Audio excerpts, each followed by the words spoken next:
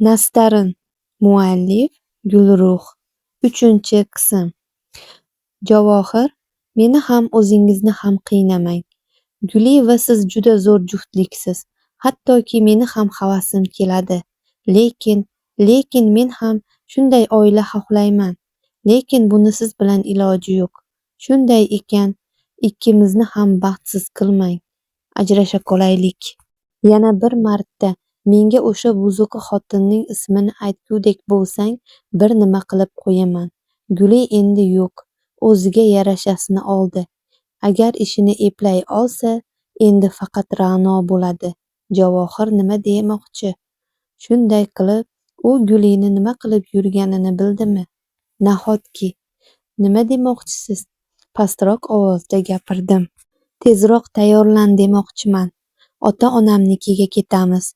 Bu uyni endi menga keragi yo'q. Gulining harom ishlari bilan to'lgan. Senda ham chiroyli xotiralar qolmadi, deb o'ylayman. Eshikdan chiqib ketar ekan, tezroq bo'lishimni ham qistirib o'tib ketdi. Shunday qilib endi Guli yo'q. Faqat men bormanmi? Endi Javohirning ikkinchi ayoli emas, men endi hamma qo'li uchi bilan ko'rsatadigan ikkinchi ayol emasman. Javohir ham o'zgargan ko'rinadi. Avvaldan bosiq va jiddiy edi, ammo unda nimadir o'zgargan. Qandaydir yuzida g'amginlik bor. To'g'rida, shuncha yillik ayolidan xiyonatga uchrab o'tiribdi. Har qanday erkakning bunday ishda jahli chiqqan bo'lardi. Yana bir marta imkon bergim keldi. Javohirga yana bir imkon. Agarda yana avvalgidek munosabatda bo'lsa, bu uyni tark etaman. Hech narsa, hattoki oyim ham to'xtatolmaydi. Kiyimlarimni jomadonga joylashtirib tayyor qilib qo'ydim. Ularning ota-onasi qayerda yashasharkin? Men ularni o'gay deb eshitgandim, lekin Javohirning ular bilan aloqasi juda yaxshi. Endi uylariga borsam, barchasiga aniqlik kiritib olaman. Ra'no, narsalaringni olib chiq. Jomadonni va qo'limdagi kichik sumkani polda sudrab olib chiqdim. Uning qo'lida esa bitta pasport sumka bor. Nima? Unga shuning o'zi yetadimi? Mashinada gaplashib oladigan gaplarimiz bor. Mashina oldi o'rindig'iga o'tirar ekanman, o'ng qo'lim suyagi zirqirab og'riy boshladi, lekin sezdirmadim. Xotinim ekansan, oilam haqida bilishing kerak. Meni katta farzandman. 2 ukam, bitta singlim bor. Ularning barchasi seni tanishadi. Bo'lib o'tgan ishlardan ham xabari bor. Bizni baxtli oila deb o'ylashadi. Demak, baxtli er-xotin rolini o'ynashimiz kerakmi? Xuddi shunday. Eng muhimi, onam nabira xohlaydi. Men esa oyimning istaklarini hurmat qilaman. Bir qo'li bilan mashina rolini, birini mashina oynasiga tirab ketayotgan Javohir butkul jiddiy edi. Bolani nima qilamiz? Sekin so'radim. Hal qilamiz, qiyin ish emas. U bu narsani kartoshka qovurishdek, bir oddiy yumushdek beparvolik bilan ta'kidladi. Nima? Qanday hal qilmoqchisiz? Asabim buzilib, jahl bilan savol berdim. Nima? Chindan eshitishni istaysanmi? Bu bola bunday gaplari bilan yaqinda meni jinni qiladi. Bundan keyin unga qaytib gapirmadim. Mashina oynasidan shaharning yomg'irli havosini tomosha qilib, manzilga kelganimizni ham sezmay qolibman. Bu uy xuddi qasrga o'xshaydi. Javohirning oilasi boyligini bilardim, ammo bu darajada emas. Tashqarisi tomonidan uy 3 qavat ko'rinadi, ammo yerto'la va tom qismi bilan bu 5 qavat chiqsa kerak. Ichkari eshikni ochib, uy ichiga ham kirdik. Yomg'ir yog'ayotgani uchun ham ular bizni hovlida kutib olmadi. Menimcha, ichkariga kirganimizda barcha jamul-jam edi. Assalomu alaykum. Biroz tabassum qilib, yoshi kattaroq ayolga salom berdim. Menimcha, u Javohirning oyisi. Va alaykum assalom, qizim. Xush kelibsiz. Qani kelinglar. Bu ayol juda samimiy edi. Go'yoki dunyoni mehrini o'zida to'plagandek. Mehmonxonada Yumshoq mebellarga o'tirib, biroz suhbatlashishni lozim topishdi. Yonimda Javohir, qarshimda yoshiga nisbatan ancha yosh va navqiron ko'rinadigan qaynonam.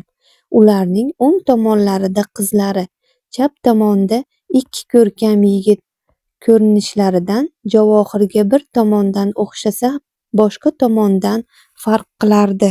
Demak, va nihoyat shuncha koyishlarim senga ta'sir qilibdi-da, mehriga to'la tabassum bilan dedi Nargiza oyi. Shunday bo'lishi kerak ekan bo'ldi. Gapni qisqa qilsak, bu mening ayolim Ra'no. Oyi sizga kelin, sizlarga esa kelinoyi bo'ladi.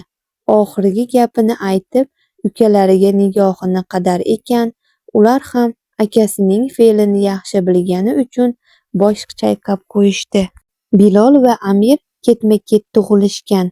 Bilol 25, Amir esa 26 yoshda edi. Bu oila Javohirni 8 yoshidan beri o'z qaramog'iga olishgan. O'z farzandlari bilan teng qilib o'stirishgan. Bilol ham, Amir ham akalarini yaxshi ko'rishadi va qattiq hurmat qilishadi. Chunki Javohir ular uchun ishonch tayanchi. Qondosh aka qanday bo'lsa, Javohir ukalari uchun undan ham ortig'idir. Kichik singlisi Sumaya endigina 16 ni qarshilagan. Bu qiz hozir o'qish bilan ovora, universitetga tayyorlanmoqda. Barcha akalarining erkasi desak xato bo'lmasa kerak, chunki u o'zini doim katta odamdek tutardi. Uyingizga xush kelibsiz o'g'lim, xonalaringizni tayyorlab qo'ydim, chiqsangiz bo'ldi. Akajon, xonalarimiz yaqin, yana kechasi uxlay olmay qolmay, sekinroq tabiatdan hazilkash bo'lgan Bilol akasining asabiga tegish operatsiyasini hozirdan bo'yniga oldi. Bilol, yana qilig'ingni boshlama, hozir hazil ko'taradigan ahvolda emasman. Asabiy ko'zlarini yumgan Javohir ko'zlarini yumib ochdi. Ra'no allaqachon Nargiza oyi bilan xonaga chiqqan va narsalarini joylayotgan bir pallada aka-ukalar pastki qavatda o'z yumushlari bilan shug'ullanardi. Aytgancha, uni buni qo'ying, eski uyingiz nima bo'ldi? Oyim hamma bo'lib o'tgan ishlarni aytdi. Yaxshi ish bo'lmabdi, lekin uychi, uni nima qilmoqchisiz? Bilolning o'ylamay sho'xlik tufayli aytayotgan bu gaplari Javohirni tobora sabrini sinardi. Ukajon, jim bo'l, Javohir akamni asabini o'ynab nima topasan bilmayman. Tabiatdan o'ta sovuq fe'lli bo'lgan Amir ukasi Bilolni yelkalaridan ushlab jim bo'lishga ko'ndirardi. Lekin Amir, u uyni ko'rganmisan? O'zi xuddi qasrdek. Agar ishlatmasalar, bizga bersin, uylansam balki o'sha yerda turarman. U uy sizlarga faqat azob va xiyonat olib keladi. Katta la'nat bor u uyda. Ko'zlarini bir nuqtaga tikkan Javohir bo'lib o'tgan ishlarni o'ylab, ukalariga tushuntirmoqchi bo'ldi. Amir va Bilol bir-biriga tushunarsiz nigohda qarar ekan, Javohir esa faqat bir nuqtadan ko'zlarini uzmay turardi. Men zalga ketdim. Yaqinda yana jang bor. Aka, bu o'yinga kelasizmi? Amir o'rnidan turar ekan, Javohirga qarata savol berdi. Men senga bu ishing yaxshi emasligini aytgandim, to'g'rimi? Oddiy boks bo'lsa shug'ullan, mayli, lekin yopiq arenalardagi janglarda chiqishing yaxshi emas. Amir, bu janglar oxiri nima bilan tugashini yaxshi bilasan. Noqonuniy janglar oxirini juda yaxshi bilgani uchun Javohir ukasiga tanbeh berardi. Aka, men bilan unday bo'lmaydi. Men boshqalarchalik aqlimni yeganim yo'q. Shu vaqtgacha necha marta yutqazding? Biror marta ham yutqazmadim, javob berdi Amir. Demak, tepadagilarning nigohiga tushding. Uka, bu ishingni to'xtat. Bu jang bo'lmasa, boshqasida seni o'ldirishga urinishadi. Bu suiqasdlar oddiy emas, xavfli. Noqonuniy uyushtirilgan ko'cha boks arenalarida katta marralarga chiqayotgan sportchilarni o'ldirishga harakat qilishgan. pichoqlashgan yoki narkotikka qaram qilib qo'yishgan. Bu safar borolmayman. Ko'p ish bo'ldi. Dam olishim kerak. Sen bilan Bilol boradi. Bu yo'lingdan qaytmas ekansan, oxirigacha kuchli bo'l. Hech kim senga to'g'anoq bo'lmasin. O'z hududingni yarat. Qisqasi, sen haqingda o'ylashni o'zi dushmanlaringni tizzalarini qaltiratsin. Javohir gaplarini tugatib, zinadan ko'tarilar ekan, pastki qavatda ulkan mehmonxonada qolgan ikki yigit akasining gaplarini miyasida aylantirib o'ylanishardi. Eshitdingmi? Kuchli bo'l. Akam bekorga bunday demayapti. Ha, aytgancha, tezroq sport zalingga borib tayyorlan. Yana meni sharmanda qilib qo'yma. Do'stlarim bilan boraman. Iltimos shu do'stlaringni obkema. Hammani ichida shovqin ko'tarib, yovvoyi odamlarga o'xshab odamni sharmanda qiladi. Qaysi sog' odam noqonuniy janglarda qatnashar ekan? Xuddi o'zing sog'dek. Gapirma. Oralarida 1 yosh farq bo'lganligi uchun Bilol Amirni sellardi. Qaysi jang ekan? Bolalar, men ham eshitaychi. Kutilmaganda kirib kelgan Nargiza oyi ikkisini ham sarosimaga solib qo'ydi. Chunki Amir bu ishlarni oyisidan yashirib kelardi. Sababi Nargiza oyi bunday janglarga qat'iy qarshi. Hech qanday jang yo'q. Amir shogirdlari o'rtasida musobaqa o'tkazayotgan ekan. Shunga men ham borsammikin degandim. Yolg'on so'zlab dedi Bilol. Ha, borganing yaxshi. Kompaniya ishidan ham chalg'iysan. Nargiza oyi kulib o'g'illariga shirin ovozda gapirdi. Unda biz keta qolaylik. Amir, qani ketdik. Oyisining yonida sirlari fosh bo'lishidan qo'rqqan ikki yigit tezda uyni tark etdi. Ikkinchi qavatda joylashgan yosh kelin kuyovlar uchun ajratilgan xona eshigidan kirgan Javohir xonada Ra'no yo'qligini ko'rib qoshlarini chimirdi. Xona juda chiroyli bezatilgandi. Barcha mebellar oq va tilla rangdan iborat. Yotoqning ikki chetida joylashgan ikki derazadan pastki bog' bemalol ko'rsa bo'lardi. Javohir derazani ochib, yaqinda tingan yomg'ir isini tuyar ekan, ancha vaqtdan beri his qilmagan sokinlikni, ongidagi tinchlikni tuydi. Shu vaqt vanna eshigi ochilib, sochlarini sochiq bilan quritib chiqayotgan qiz ko'rindi. Ra'noning hech qanday bezanishlarsiz bo'lgan qordek oppoq yuzi va unga monand chiroy baxsh etayotgan pushti dudoqlari qizga o'zgacha tabiiylik berayotgandi. Ho'l sochlaridan oqayotgan har bir tomchiga sinchiklab kuzatayotgan yigit oxiri o'zini o'nglab olib Ra'noga yuzlandi. Bugundan boshlab bir xonada yashar ekanmiz, o'zingni yengil tut. Shu soniyadan boshlab Guli haqida hech qanday gap so'zni eshitishni xohlamayman. Sen bilan oilamiz qanday kechadi, buni ham bilmayman. Menga farzand tug'ib bersang bo'ldi. Keyin sen bilan xayrlashamiz.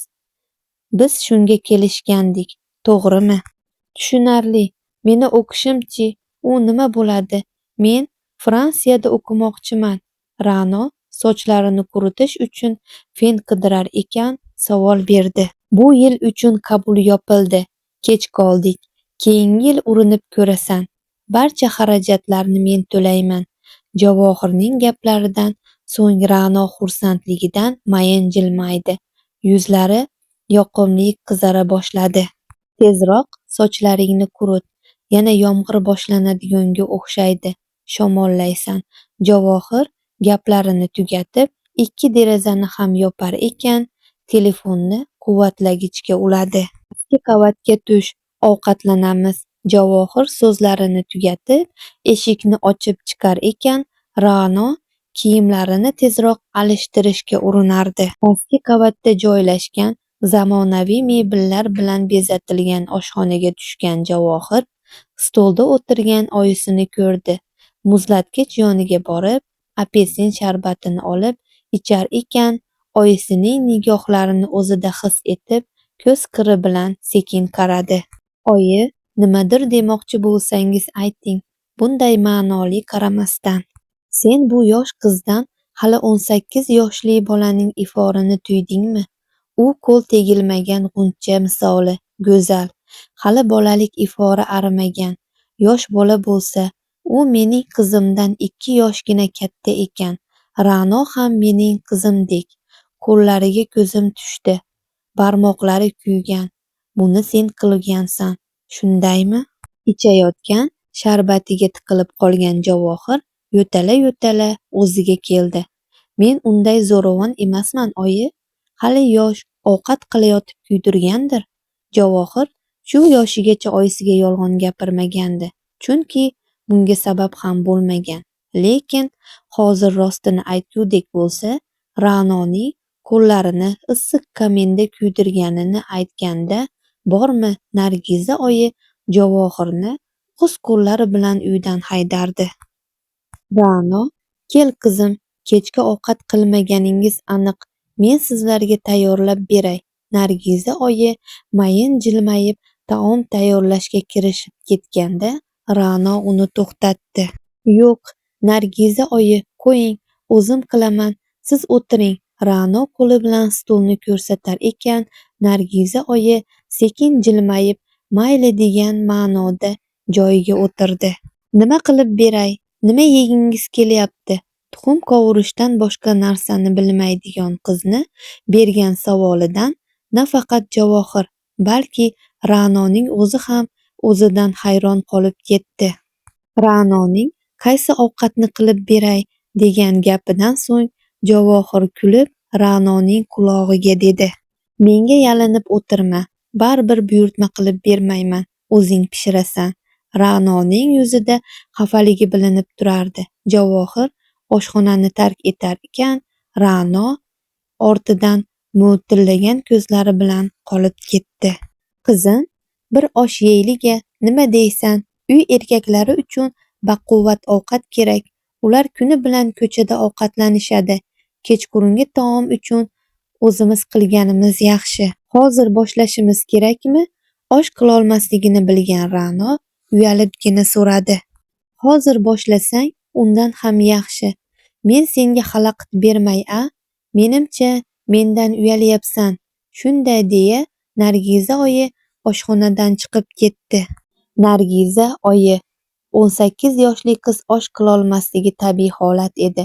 Buni bilganim uchun ham unga shu ishni buyurdim.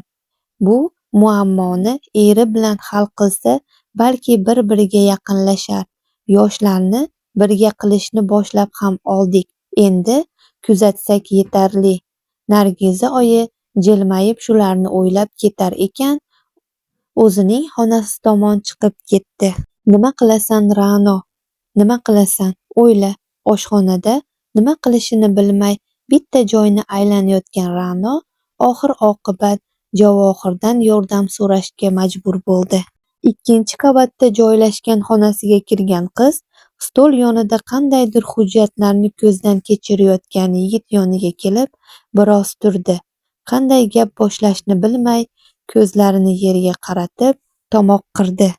Nima bo'ldi? Ovqat qilyapsanmi? Javohir ham uning asabini o'ynashni istadimi? Savol bera boshladi. Javohir, osh qilishni bilmayman, Nargiza oyi aytdi, lekin men qilolmayman, hech qachon qilib ko'rmaganman. Hayajondan qo'llarini o'ynatgan qizni kuzatib turgan yigit lab chetida jilmaydi. Bilaman, oyim ham bilib osh aytibdi. Bugun payshanba bo'lsa. Javohir sho'xlik bilan o'rnidan turib, qo'llarini birlashtirdi. Uning piching gaplarini tushungandek bo'lgan Ra'noning ko'zlari hayratdan kattalashdi. Nimaga turib qolding? Yurmaysanmi? Javohirning avvalgi so'zlarini hali ham hazm qilolmayotgan qiz bir joyda turib qolgandi. Yo'q, boryapman. Yigitning ortidan kichik qizchalardek yugurib chiqqan qiz oshxona tomon ketayotgan Javohirning ortidan ergashdi. Sen masalliqlarni archib ber. Men to'rg'ab oshni boshlayman. Ovqat qilganimga ancha bo'lgan. Javohir uchun ham bu jarayon qiziq tuyulardi. Yaxshi, mana bunday bo'ladimi? Sabzilarni Archayotgan qiz birin-ketin ularni Javohirga uzatdi. Issiq yog'da go'sht va piyozni qovurayotgan yigit sabzilarni to'rg'ab, uni ham qo'shdi. No'xat va boshqa qo'shimchalarni solib, qo'llarini artdi. Oshni tagini soldik, hech bo'lmasa guruchini solib damlab qo'yishni bilarsan. Uning gaplaridan hech narsani tushunmagan qiz g'alati qaragancha qoldi. Uni qanday qiladi? Guruchini solib qo'ysam bo'ldimi? Ey Xudo, o'zi nimani bilasan? Asabiylasha boshlagan yigit boshini qo'li bilan uqalab savol berdi. Salat qilishim mumkin, qilib beraymi? Qizning xursandchilik bilan bergan savolidan keyin Javohir Ra'noning yuziga termilib qoldi. U hayron qolayotgandi. U avval bu qizdagi go'zallikni ko'rishi uchun ko'r bo'lganmidi? Javohir, eshityapsizmi? Ha, nima deyotganding? Ko'zlarini yumib ochgan yigit yana savol berdi. Salat qilaymi, yo'qmi? Javob bermadingiz. Ha. Boshlayver. Ozginadan keyin oshni damlayman. O'girilib guruchni yuvishni boshlayman deganida eshikdan Bilol tirjaygan yuzi bilan kirib keldi. Javohir aynan shundan qo'rqayotgandi. Bilol uni fartuk bilan oshxonada ko'rsa, jim turolmay o'xshamagan hazillar qilishi aniq edi. Akajon, ma'noli qarashlar bilan kirib kelayotgan ukasini ko'rgan Javohir asabdan lablarini tishlab ko'zini yumdi. Siz ovqat qilyapsizmi? Men adashmayapmanmi shunday? Yuzida sho'x kulgu bilan Bilol akasi tomon yaqinlashdi. Bilol, asabimni buzma. Ra'no shu yerda sal avval chiqib ketgan. Xotinini eslab eshikka bir qarab qo'yar ekan, dedi Javohir. Men nima dedim? Hech narsa demadim-ku. Xotin qo'li bo'libsiz dedimmi? Demadim-ku. Oshxona mebeliga bir qo'li bilan suyangan Bilol akasining asabiga tegishda davom etardi. Sen uylansang ko'ramiz. Yana bu xotin qullikka kirmaydi. Har qanday o'zini va ayolini hurmat qilgan erkakning vazifasi bu. Sen bu fikrlashing bilan hali beri uylanishing dargumon. Javohir, nega oyim Ra'noga ovqat qilishni aytdi? Tushuna olmadim. Uyimizda uy xizmatchilari bor. Ular hamma narsani vaqtida tayyorlashadi. Uyimiz ayollari hech qachon o'zlari taom pishirishmagan. Menimcha, oyim Ra'noni sinab ko'rishni xohlaydi yoki boshqa narsa. Qolganini o'zing eplaysan. Oshxonadan chiqayotib bo'ynidagi fartugini yechgan Javohir eshik yonida turib uni kuzatayotgan xotiniga savol berdi. Eplayman, ketavering. Hech kim ko'rmasin. Ra'no borib gaz pechi yoniga turar ekan, Javohirni chiqib ketishini kutardi. Jinni bo'lding, Javohir, jinni. Zinadan ko'tarilayotgan Javohir o'ziga o'zi ishonmay o'zini qarg'ab ketardi. Qanday qilib ovqat tayyorlashga rozi bo'ldi? Bu o'ziga ham noma'lum. Xonasiga kirgan yigit kiyimlar solingan shkafni ochib, toza ko'ylak oldi-yu vannaxonaga kirib ketdi. Kechki taom vaqti bo'lganida stollar bezatildi. Ra'no yordam bermoqchi edi, lekin uy xizmatchilari bunga yo'l qo'yishmadi. Ular ovqatlarni suzib, qo'shimchasiga taomlar ham pishirib, stol ustiga tayyorlab qo'yishgandi. Oilaning barcha a'zosi bir stol atrofiga birlashgan. Faqatgina oila boshi Javohirning otasi Kamol amaki bu yerda emasdi. U qishki safarga jo'nab ketganiga mana bir hafta bo'lyapti. Bilol va Amir esa bugungi jangga ketishgan. Bilol hazilkash yigit bo'lsa ham akalarini hech qachon yolg'iz tashlab qo'ymagan. Birga yig'ilgan ekanmiz, bolalarim, sizlarga muhim gapim bor. Dadangiz bilan maslahatlashib, sizlarni bir oylik sayohatga yuborishga qaror qildik. Yuzida mehrli tabassum o'ynayotgan Nargiza oyi jilmayib o'g'liga qaradi. Aslida biz bu ishni ancha oldin o'ylaganmiz. Javohirning boshiga tushgan ko'ngilsiz va xunuk ishlardan so'ng unga dam olish kerakligini yaxshi bilardik.